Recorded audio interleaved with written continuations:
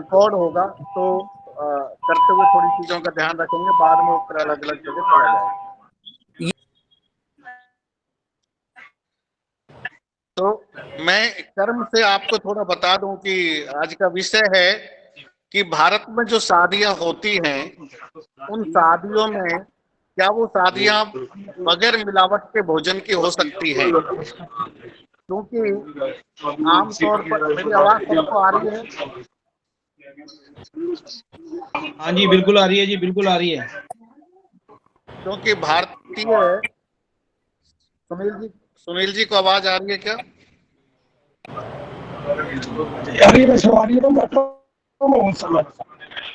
हाँ, क्योंकि भारतीय शादी पहले जब होती थी तो शादियों में बड़ा गैप होता था, और अभी जो शादी हो रही है वो शादियां 1 तारीख में ही लाखों शादी होती हैं।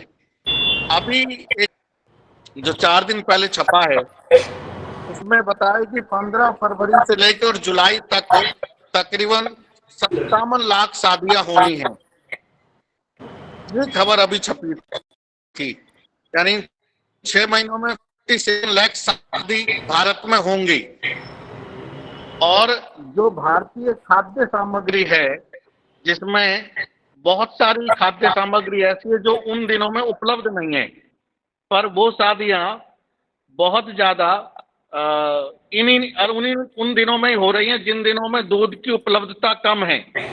और जो देश में बैंक्वेट हॉल हैं या फिर शादी कराने वाले जो भी प्रतिष्ठान है, होटल है, बैंक्वेट है, रिसोर्ट है, उन सब में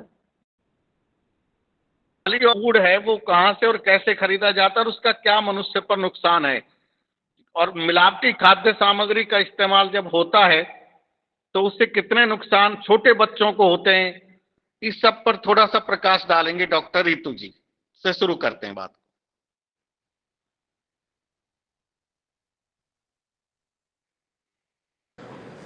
डॉक्टर रितु जी। जी तो ये तो हाँ जी ये तो जी आजकल सबको पता ही है कि जो खाने पीने का अभी हमारा कितना इम्पोर्टेंस है, क्योंकि बहुत सी अब ऐसी बीमारियां हो गई हैं जो पहले हम सोचते थे कि बुजुर्ग लोगों की बीमारियां हैं या बड़े बच्चों में बीमारियां हैं, जो अब ये छोटे बच्चों में भी पानी शुरू हो गई हैं। जैसे आप डायबिटीज ही ले लीजिए, डायबिटीज है, ये सब जो है, और हाइपरटेंशन है, बीपी की बीमारी है, ये आगे किडनीज खराब होना, ये सब चीजें पहले केवल बुजुर्गों में पाई जाती थी, लेकिन अब ये बच्चों में भी पाई जाती हैं। और इसका जो एक बहुत इम्पॉर्टेंट कॉज है वो यही है कि जो आजकल की हम डाइट फॉलो करते हैं और जो ये अब हम खाना खा रहे हैं आजकल, तो ये सब इसके ऊपर इसका जो है बच्चों की सेहत पे बहुत फर्क पड़ता है। और जितना जल्दी ये बीमारियां डेवलप होती हैं एज में, उतना ही आगे जाके ये ज़्यादा घातक भी हो सकती हैं और डेंजरस भी हो सकती हैं। तो जो हमारा ये खाना है और जो खाने की हमारी जो अब ये हैबिट्स बनती जा रही हैं, फास्ट फूड है और मिलावटी खाना है। आगे आप देखिए, एक घर में इतने सारे बच्चे होते थे लेकिन घर का खाना खाते थे और घर में ही सब रहते थे और कम से कम बीमारियां होती थी, सभी स्वस्थ रहते थे। लेकिन अब एक बच्चा होता है घर में, लोगों के पास आजकल 1 या 2 बच्चे हैं, लेकिन मोस्ट ऑफ द टाइम वो यही होता है कि बाहर से खाना मंगा के, स्विगी आ गया, ये हो गया, पिज़्ज़ा हो गया, ये सब मतलब जो भी है बाहर के खाने हैं। कभी-कभी खाने में कोई इतना दिक्कत नहीं है, लेकिन ये एक हैबिट बन गई है और कुछ कंपल्शन बन गई है क्योंकि पेरेंट्स वर्किंग हो गए हैं। अब नानी-दादी से अलग सब न्यूक्लियर फैमिलीज़ में रहते हैं, तो इतना समय नहीं रहता है शायद कि घर में वो खाना बना के वो खिलाया जाए। तो बाहर का खाना खाने से ऑफ कोर्स बहुत सारी बीमारियां आजकल चल रही हैं जो बच्चों में है, और जिनके अंदर एक बहुत बड़ा फैक्टर है कि जो हम ये डाइट और जो हमारी खाने की हैबिट्स हैं वो हमारी बदल गई हैं। तो ये अवेयरनेस फैलाना सब में और सबको बताना, पेरेंट्स को, बच्चों को, कि भी ये सब चीज़ों से ऐसे परेशानियां हो रही हैं, ये अब बहुत ज़रूरी हो गया है और जितना जल्दी करेंगे उतना आगे जाके हमारी फ्यूचर जनरेशन के लिए अच्छा है।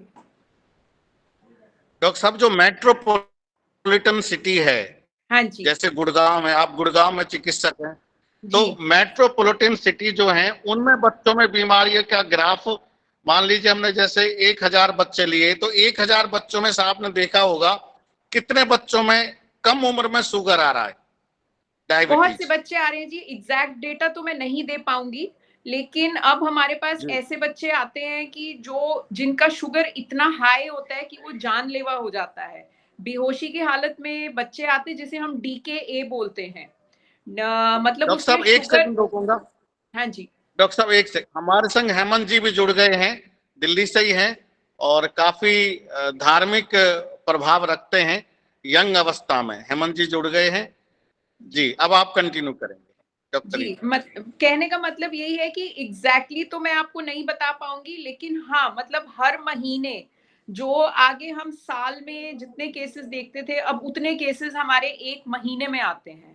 तो बच्चे ऐसी बुरी ये तो तरह बहुत ही जिनका गंभीर ब्लड है। शुगर 600 पहुंच रहा है, 500 पहुंच रहा है, इस तरह के बच्चे भी अब आने शुरू हो गए हैं बहुत कॉमनली।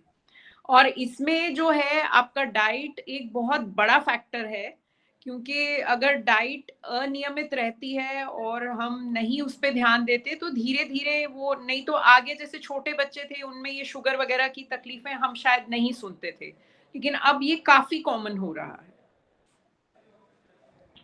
छोटे बच्चों में अगर इतना शुगर आ रहा है तो बहुत ही ज्यादा खतरनाक बात है, ये तो जी। बिल्कुल ये जी। और ज्यादा और चिंतनीय है, दूसरी बात, बहुत ज्यादा जैसे चिंतनीय। वज़न की प्रॉब्लम है, वो तो आप समझिए जैसे आप 1000 बच्चे कह रहे हैं, तो उसमें लगभग 500 बच्चे ऐसे हैं जिनका वज़न नॉर्मल से ज़्यादा हो रहा है, जो कि नहीं होना चाहिए, और उस ज़्यादा वज़न के कारण बॉडी में हार्मोनल इम्बैलेंस और ये आगे जाके कोलेस्ट्रॉल ज़्यादा होना, हार्ट प्रॉब्लम्स होना, शुगर का होना, ये सब आगे जाकर इसका एक ये जो है बहुत बड़ा रिस्क फैक्टर बन जाता है। जी डॉक्टर साहब। डॉक्टर साहब अभी बीच में एक खबर आई थी मध्य प्रदेश से कि एक कम उम्र के बच्चे को अटैक पड़ा, जो 5वीं क्लास का या 6ठी क्लास का स्टूडेंट था, जी, जी, और खबर में एकदम विचलित था। तो जी। ऐसा, ऐसी इस अवस्था में इस तरीके की बात आ रही है क्या? जी, वही मतलब ऐसा बहुत कॉमन तो नहीं है, लेकिन जैसे मैंने बताया कि अगर हम जैसे बाहर का खाना खाते हैं, उसमें इतना फैट्स है, ऑयल्स हैं, जो कि हमारे शरीर के लिए बहुत अच्छे या लाभदायक नहीं हैं। और उससे छोटे बच्चों में कोलेस्ट्रॉल का लेवल बढ़ना, और अगर कोई इतना ज़्यादा इंटेक करेगा, तो वो हर चीज़ का इफ़ेक्ट पड़ता है। तो वो हो सकता है कि उसका हार्ट के ऊपर इफ़ेक्ट पड़े, नाड़ियाँ सिकुड़ जाएँ, तो जो चीज़ें, वही मैं आपको पहले भी यही कहा था कि जो चीज़ें पहले हम एक बुज़ुर्गों में या हम सोचते थे कि ये 50 साल के बाद शुरू होता है, वो आजकल छोटे बच्चों में 17, 18, 20 साल, यहाँ तक कि हमारे पास 8 साल के बच्चे भी आते हैं जिनका शुगर इतना हाई रहता है। बहुत धन्यवाद। इसमें शंकर सिंह जी, मोहन जी, मुझे एक बात पूछनी है। शंकर जी को आवाज शायद नहीं आ रही। जी, मैं हाँ।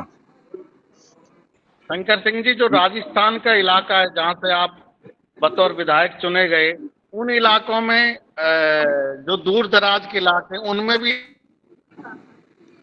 देखिए, मैं एक निचोड़ कह रहा हूँ इसमें। आवाज जैसे आवाज आ रही है। हाँ, आ रही है जी। कोरोना के समय का एक उदाहरण लें। पश्चिमी राजस्थान में जैसे खुराक वाला विषय आपने जैसे बताया ना, बाड़मेर जैसलमेर बनिस्पत बाकी इलाकों से ज्यादा कोरोना का इफेक्ट कम हुआ, क्योंकि वहाँ सिर्फ मतलब जैसे बाजरे का जो है ना, वो बहुत ज्यादा प्रचलन। और बाजरा एक ऐसी चीज है जो बिना खाद के बरसात में उगता है। उसको कोई खाद वाद की जरूरत नहीं होती, यूरिया की जरूरत नहीं होती है। तो ये जो है नेचुरलिटी, ये भी एक शरीर के साथ उसको ताकतवर बनाती है। और इसलिए प्राकृतिक फूड जो है। हाँ, ये प्राकृतिक खेती जो है बाजरे की, और हकीकत में है बाड़मेर जैसलमेर में कोरोना का इफेक्ट जो है ना बाकी देश भर से बहुत सबसे कम हुआ है। उसका कारण है बाजरा प्रचलन। और बाकी जी, जैसे ये सुनील बता जी रहे हैं आप। कि ये शादी ब्याहों में जी, मिलावटी वाला विषय जो है ना, अब इतना सारा दूध, अब पूरे गांव के अंदर 100 पशुधन नहीं होगा, और शादियों में दूध आ रहा है 5-5 हजार लीटर, वो कहाँ से आ रहा है? तो ये मिलावटी वाला विषय तो है ही है। लोगों की अवेयरनेस अच्छा इसमें जरूरी है। जी, राजस्थान के जैसे जालौर है, बाड़मेर का दूर दराज का इलाका है, वहां पिछले 20 वर्षों में दूध उत्पादन घटा है या बढ़ा है? वहाँ घटा है, घटा है। अब ये एक चिंता की बात है कि रूरल बेल्ट जो है हमारे ग्रामीण क्षेत्रों में लगातार दूध का उत्पादन घट रहा है, पशुधन भी घट रहा है, लोग पशुओं से मुंह भी मोड़ रहे हैं, लेकिन दूध की आपूर्ति कंटिन्यू है। अब आपूर्ति कंटिन्यू है, गुजरात से वहां आता है।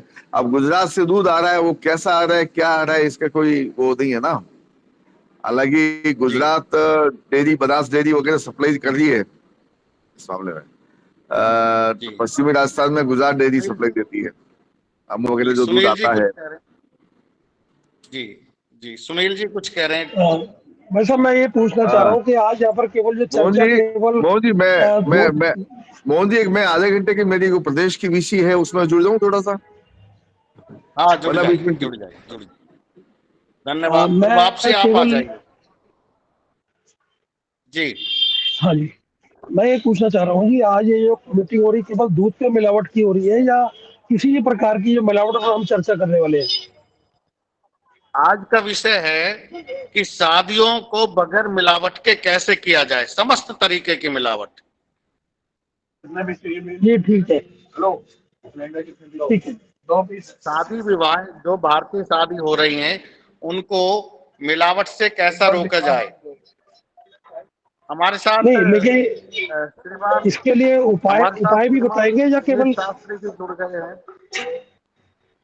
ऐसा मैं ये पूछ रहा हूँ कि हम इस पे केवल चर्चा उपाय बताएंगे या उसकी समस्याएं भी बताएंगे? क्या समस्याओं से किस प्रकार की मिलावट हो रही है और उसका परिणाम क्या निकल रहा है, इस पर भी चर्चा करेंगे। हाँ, इस पर आप अभी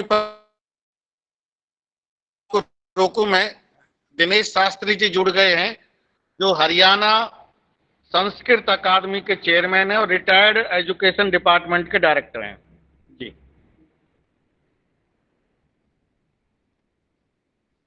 सुनील जी आपको आवाज आ रही है ना? सुनील जी तो स्पीकर ऑफ कर लिया उन्होंने। सर मेरा एक मानना है। सुनील जी अब इस पे बोलिए। सुनील जी उनका बंद है स्पीकर। मैं एक कुछ बात कहना चाह रहा था जी। नहीं, सुनील जी बोल रहे हैं, अब बोल रहे हैं। मैं ये कह रहा था जी कि कई बार ना समस्या केवल एक हिस्से से नहीं आती है। आज शादी ब्याह में दिखावा इतना हो गया है कि उसमें 50 तरह की 100 तरह की आइटम रखते हैं और उसमें जो हम ग्रहण करते हैं वो मात्र 4 या 5 आइटम ही यूज करते हैं, लेकिन उसमें उस जो आइटम जो वेस्टेज होती है उसमें जो कैटरर है वो किस प्रकार का वो लगा रहा है, हमारे को किस प्रकार का भोजन परोस रहा है, वो मिलावटी है या नहीं है, तो उस प्रकार से हम किस प्रकार से उसकी जांच करेंगे, कैसे जांच करेंगे उसका, इसमें भी हमारे को जानकारी मिले। सुनील जी ने एक बहुत अच्छी बात कही है कि दिखावे की वजह से हम जहां पर 4 तरीके की चीजों का ही हम भोजन करते हैं या 20 आइटम हम खा लेंगे, वहां पर आजकल शादियों में 200-200 आइटम जुड़े होते हैं और वो फिजूल का खर्चा भी है, मिलावट को बढ़ावा भी देता है वो चीज। सर मैं थोड़ा जाऊंगा, थोड़ा सा अगर इजाजत दे। जी जी यूनुस जी बोलिए। सबका मैं स्वागत करता हूं, खासतौर पे मोहन सिंह आहलवालिया जी। तो मैं दूसरी एक मेवात की शान जो है शास्त्री जी सामने है। बड़ा एजुकेशन के लिए बड़ा उन्होंने काम किया है और अब भी अच्छा काम कर रहे हैं और वाकई में हमारे शास्त्री जी दोस्त हैं। मतलब अच्छा अगर देखा जाए कि एजुकेशन को बढ़ावा देने के लिए मेवात में शास्त्री जी ने बड़ा काम किया है। और हम तो ये चाहते हैं, हम ये चाहते हैं कि जिस तरीके शास्त्री जी ने एजुकेशन में काम किया है, अगर इसी तरीके से हमारा हेल्थ डिपार्टमेंट भी अगर कोई आदमी आए तो इसमें काफी जो है ना रोक और लगाम जो है लग सकती है। तो ये तो मैं थोड़ा बताता हूँ। आपने बात की है शादियों में मिलावट पर चर्चा, क्योंकि अगर देखा जाए केवल हम एक चीज ले लें, दूध, यानी कि दूध भी इस्तेमाल होता है शादियों में हो कैसे, दूध से दही भी बनती है, दूध से पनीर भी बनती है, दूध से क्या नाम है हमारा रसमलाई के वो दूसरे बनते हैं, मतलब खोआ भी बनता है, मतलब सारी चीजें अगर जो शादी की जो सामान होता है 90% यहाँ तक कि आप गुलाब जामुन कोई भी चीज बनाएंगे वो 90% चीजें दूध से मिलती हैं। अच्छा, अभी मोहन जी ने एक बात कही थी कि भाई दूध की आप जानेंगे पशुओं से उत्पादन कम हो रहा है, लेकिन और जो सप्लाई हो रही है उससे कई गुना ज्यादा हो रही है। और इसका कारण खास तौर पे कि मैं तो मेवात के चप्पे चौबे से वाकिफ हूँ, एक पत्रकार हूँ, 25 साल से मेवात में पत्रकारिता करता हूँ, किस तरह का मैंने काफी स्टोरी भी की है। बड़ा मामला यह है कि अभी कुछ दिन पहले ही, करीब 2-3 महीने पहले, पेनंगुआ थाने ने एक जो है ऐसे मिलावट वाला जो है क्या नाम है वो पकड़ा था गैंग। वो क्या है, मजेदार बात यह है कि जो स्कूल के बच्चों में क्या हो गया, नहीं चालू है, आवाज आ रही है सर? आवाज आ रहा है। अच्छा, जो स्कूल के बच्चों के लिए सरकार जो है दूध के पैकेट देती है, उन पैकेटों को खरीदते हैं और उनका फिर दूध बना के नहीं फिर सप्लाई करते हैं। मतलब दिल्ली में, गुड़गांव में बड़ी बात है, भारी मात्रा में आज भी पेनंगुआ थाने में वो रखा है। ऐसा नहीं है, अगर जो आंगनवाड़ी वाला दूध है या और जगह आता है वो सब वहां पर जाता है, बच्चों को वो नहीं मिलता। और दूसरी बात ये कि कई बार आप देखेंगे कई ऐसी जो है जो पनीर वगैरह ये बनाती है, उनके पास 100 ग्राम दूध कहीं से नहीं आता, खाली आर्टिफिशियल जो है मिलावटी कृत्रिम दूध बनाते हैं। बाकायदा उसमें क्या नाम है पनीर भी निकालते हैं, दूध भी बेचते हैं, फैट भी आता है, सारा कुछ होता है। और ये तो अगर आप देखें तो कुछ समय पहले मेवात के ऊपर ही एक स्टोरी चलाई थी आज तक ने, और जब उस जांच में पाया गया तो वो बिल्कुल फैट भी उसका सही पाया गया, कोई मिलावट नहीं पाई गई। तो मैं मोहन जी के आप इससे, क्योंकि ग्वालियर गद्दी के आप जो है जनक हैं, उसके आप बड़ी इसमें चैलेंज करते हैं, यहाँ तक कि आपने तो उनके लिए चैलेंज कर दिया है। वाकई में आप बहुत दिन